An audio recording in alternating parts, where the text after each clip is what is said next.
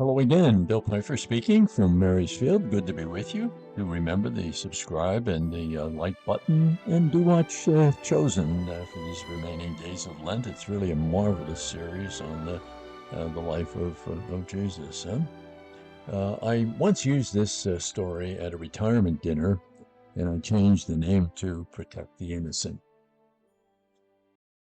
I once asked Mary, the retiree, about her wonderful, successful marriage with Joe and how they did it, and she told me the following story.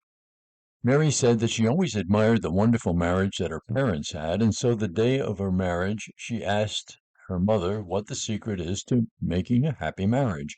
Her mother said that every time she and her husband would be close to a quarrel, she would excuse herself, go to her bedroom, and crochet a doily.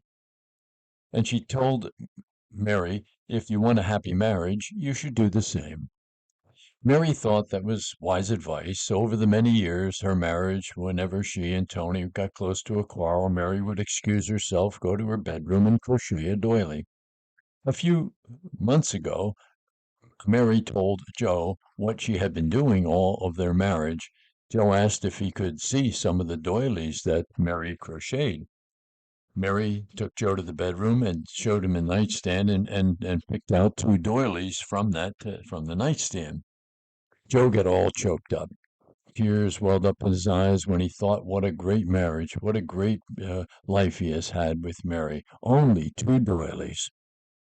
Then a couple of weeks later, Joe was rummaging in the closet and found a box with $3,000 in small bills. He asked Mary where the money came from. Mary said, "Oh, that's the money I've made selling doilies over the years."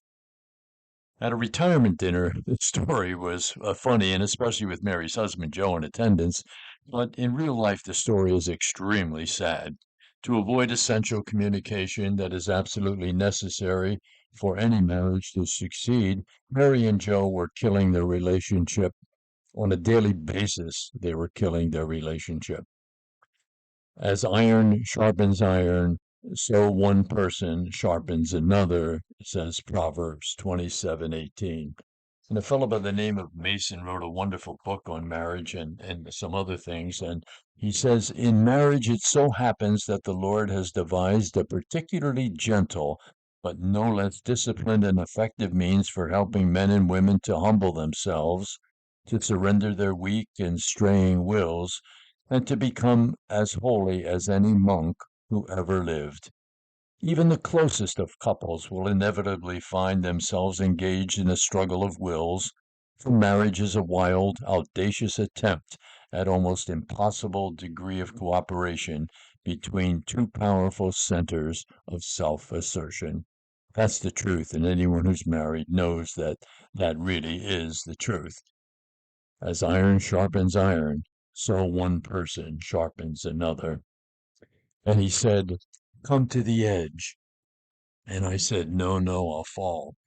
And a second time he said, "Come to the edge." And again I said, "No, no, I'll fall." And a third time he said, "Come to the edge." And he pushed me, and I flew. Happiness tomorrow always depends on doing the truth today. Communication.